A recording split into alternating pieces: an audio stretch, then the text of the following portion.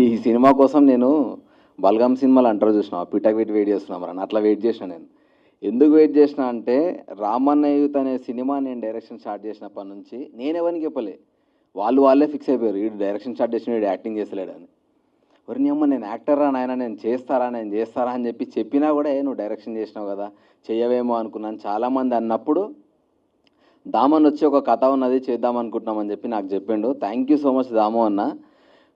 ఇది నేను అంటే నా కెరియర్లో నేను అంటే ఇప్పుడు నేను చిన్న స్పాన్ నా కెరియరు, కానీ నేను చెప్తున్నా త్రూ అవుట్ ద లైఫ్ ఈ సినిమాని గుర్తుపెట్టుకుంటారు ఒక యాక్టర్గా నన్ను. అంత కాన్ఫిడెంట్గా నేను చెప్పగలుగుతున్నా. ఎందుకనంటే ఆ కథ అట్లుంది, ఆ క్యారెక్టర్ అట్లుంది. దామాన్ని అయిపోయినప్పుడు శ్రీమాన్ వచ్చి నా కథ అయిపోయిండు, ఒక గంటన్నర ఇట్లా ఫస్ట్ హాఫ్ అంతా అయిపోయిన తర్వాత ఇప్పుడు నేను చేసిన క్యారెక్టర్ నాకు బాగా నచ్చింది. మనోడు ఏ క్యారెక్టర్ అనుకుంటున్నా నాకు తెలియదు. నేను మా ఫ్రెండ్ నా అసోసియేట్ విష్ణు ఇద్దరం వచ్చినాము. అరే ఈ క్యారెక్టర్ బాగుంది, నీకు చెప్తే సెట్ అవుతుందేమో అని చెప్పేసి మేము ఇట్లా అనుకుంటున్నాము. బ్రో నేను చిన్న బ్రేక్ తీసుకొని మళ్ళీ వస్తాను, పొయ్యి వచ్చి అదే క్యారెక్టర్ ఇప్పుడు నీకు ఈ క్యారెక్టర్ అనుకుంటున్నా అని. నీ అమ్మ నేను అనుకున్న డెస్టినీ నా కోసమే రాసి పెట్టుందేమో ఈ క్యారెక్టర్ అని. సినిమా గురించి అందరు చెప్పినట్టే నేను చెప్తున్నా అండ్ హానెస్ట్గా చెప్తున్నా. ఈ సినిమా రిలీజ్ అయిన తర్వాత డైరెక్ట్ నా పేరు నవీన్ అని కొడితే ఇన్స్టాల్ వస్తుంది, అరే నువ్వు ఏం చెప్పినావురా ఏముందిరా ఈ సినిమాలు అని చెప్పి నాకు మెసేజ్ చేయొచ్చు మీరు. అండ్ మా దోస్త్ అన్నట్టు మేమందరం మీకు తెలియకపోవచ్చు, కానీ ఈ సినిమా తర్వాత మేమందరము తెలుస్తాం. డెఫినెట్లీ మమ్మల్ని గుర్తుపెట్టుకుంటారు.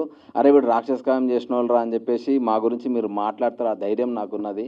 అండ్ శ్రీమాన్ వెంకట్ గురించి ఎంత చెప్పినా తక్కువనే. వెంకట్ వెంకట్ ఆయన మనోడు డైరెక్టర్ అయితే మనోనికి బ్యాక్ బోన్. ఆయన వాళ్ళిద్దరూ ఎంత కష్టపడ్డారో నేను కల్లారా చూసిన, డేస్ నిద్రపోకుండా.